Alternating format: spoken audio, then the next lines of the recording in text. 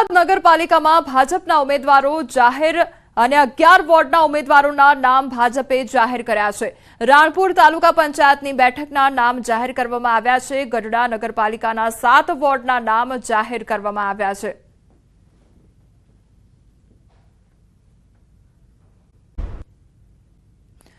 જામનગરમાં ચૂંટણીને લઈ ભાજપની બેઠક અને કૃષિ મંત્રી રાઘવજી પટેલની અધ્યક્ષતામાં બેઠકનું આયોજન કરવામાં આવ્યું। ત્યારે કાર્યકર્તાઓ સાથે ચૂંટણીને લઈને મંથન કરવામાં આવ્યું। કાર્યકર્તાઓને બેઠકો જીતવા હાકલ કરવામાં આવી છે। નગરપાલિકા અને તાલુકા પંચાયત જીતવા માટે હાકલ કરવામાં આવી છે।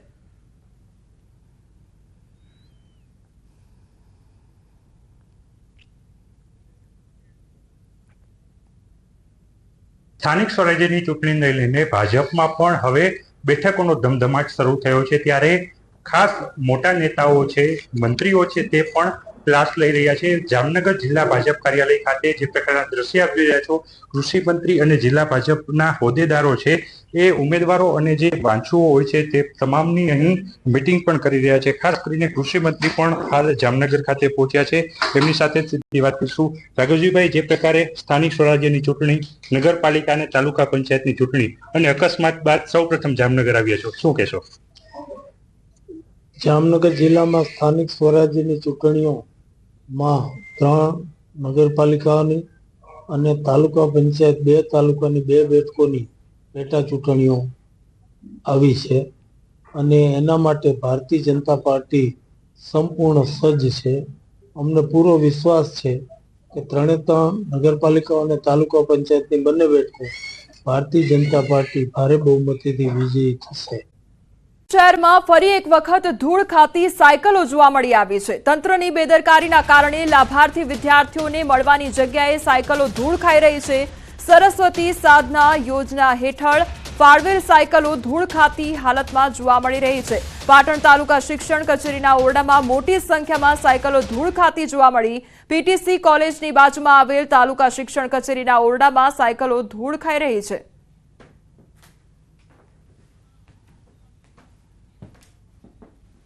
પીટીસી કોલેજની બાજુમાં છેલ્લા ઘણા સમયથી સરસ્વતી સાધના યોજના હેઠળ ગરીબ અને મધ્યમ વર્ગના લાભાર્થીઓને આપવાની સાયકલો ધૂળ ખાઈ રહી છે અને ભંગાર થતી નજરે પડી રહી છે। તો પાટણનું વહીવટી તંત્ર જાગે અને આવી સાયકલો જ્યાં જ્યાં પડી છે ત્યાંથી એકત્ર કરી।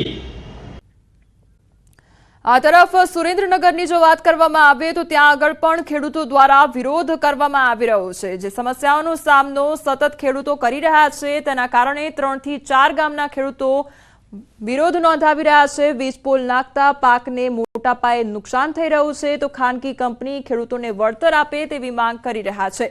સુરેન્દ્રનગરના લીંબડી તાલુકાના ખેડૂતોએ વીજ લાઇન નાખવાની કામગીરીનો વિરોધ નોંધાવ્યો છે। ખાનગી કંપની દ્વારા વીજ લાઇન અને વીજ પોલ નાખવાની કામગીરીને લઈ ખેડૂતોએ વિરોધ નોંધાવ્યો છે। ખેડૂતોના જણાવ્યા પ્રમાણે તેમને કોઈ પણ જાણ કર્યા વગર વીજ પોલ નાખવામાં આવી રહ્યા છે। આ કામગીરીથી પાકને મોટા પાયે નુકસાન થતા ખેડૂતોમાં રોષ ફેલાયો છે। ત્યારે ખેડૂતોને પૂરતું વળતર ચૂકવવામાં આવે તેવી માંગ સાથે ઘનશ્યામપુર, જનશાળી, બળોલ સહિતના ગામોના ખેડૂતોએ વિરોધ પ્રદર્શન કર્યું છે।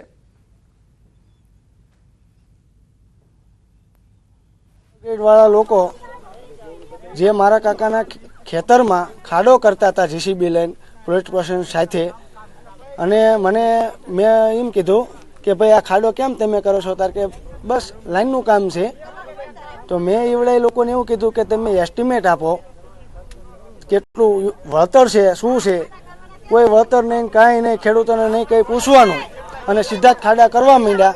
વળતર તો એમને ચૂકવવું પડે ને, વળતર આપ્યા વગર તો એમને કામ ન કરાય ને। શું માંગ છે તમારી? અમને આનું વળતર આપે પૂરેપૂરું, અમારું નુકસાન હોય।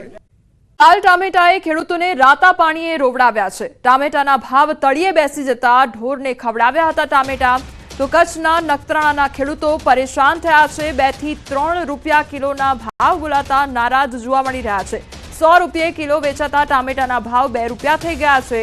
હજારો રૂપિયાનો ખર્ચ પેટે પાટા બાંધી રાત દિવસ મહેનત છતાં જગતના તાતને લાલ ઘૂમ ટામેટાએ રાતા પાણીએ રોવડાવ્યા છે। 2 મહિના પહેલા આ જ લાલ ટામેટાના 100 રૂપિયા આસપાસ ભાવ બોલાતા હતા। જ્યારે આજે એ જ ટામેટાને 2 મહિનામાં 2 થી 3 રૂપિયા પ્રતિ કિલો બોલાઈ રહ્યા છે ભાવ। ખેડૂતોમાં ભારે રોષ સાથે ચિંતા જોવા મળી રહી છે અને પોકારીને કહી રહ્યા છે કે અમારી મહેનત તો ભગવાન ભરોસે, પણ અમે જે ખર્ચ કર્યો તેના પ્રમાણે પણ ભાવ નથી મળી રહ્યો।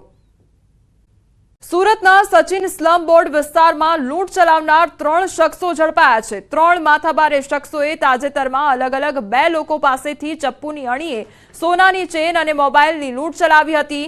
ભોગ બનનારાઓએ સચિન પોલીસ મથકે ફરિયાદ નોંધાવી હતી। પોલીસે ફરિયાદને આધારે ગણતરીના કલાકમાં 3 આરોપીઓને ઝડપીને બરાબરની સરભરા કરી ઘટનાનું રિકન્સ્ટ્રક્શન કર્યું। પોલીસની સરભરાથી આરોપીઓને ચાલવામાં પણ ફાંફા પડ્યા હતા। ઝડપાયેલા આરોપીઓ ગુનાહિત ઇતિહાસ ધરાવે છે।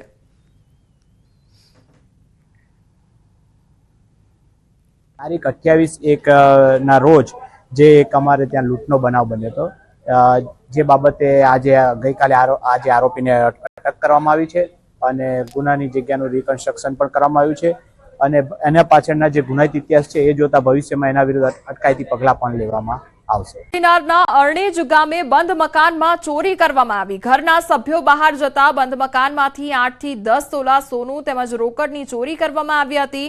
તસ્કરો સોનું તેમજ રોકડની ચોરી કરી ફરાર થઈ ગયા હતા। પોલીસે તસ્કરોને ઝડપવા તજવીજ હાથ ધરી છે।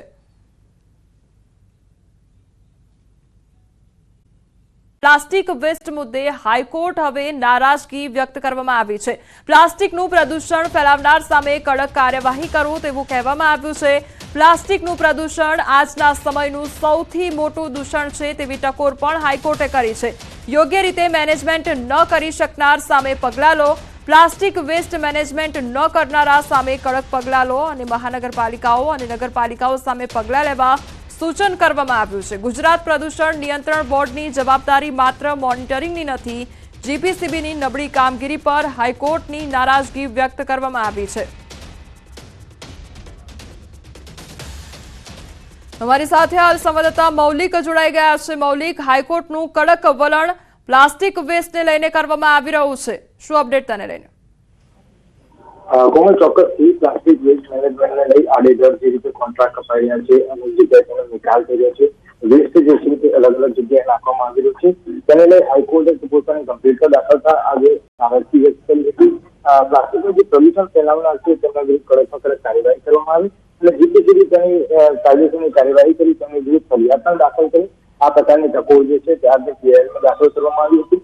મહત્વનું છે કે ગીર અભયારણ્ય અને ઇકો સંસ્કૃતિ ઝોન જે છે ત્યાં કેટલાક વખત આ પ્રકારના પ્રદૂષણો જે છે તે ખૂબ જ મોટા પ્રમાણમાં જોવા મળે છે। પ્રતિબંધિત પ્લાસ્ટિક જે છે તે ગેરકાયદેસર રીતે હેરાફેરી થાય છે, તેનો વપરાશ પણ કરવામાં આવતો છે અને તેને લઈ હાઈકોર્ટે પોતાની નારાજગી પીઆઈએલમાં વ્યક્ત કરી હતી। જી મૌલિક, સમગ્ર માહિતી બદલ આપનો આભાર।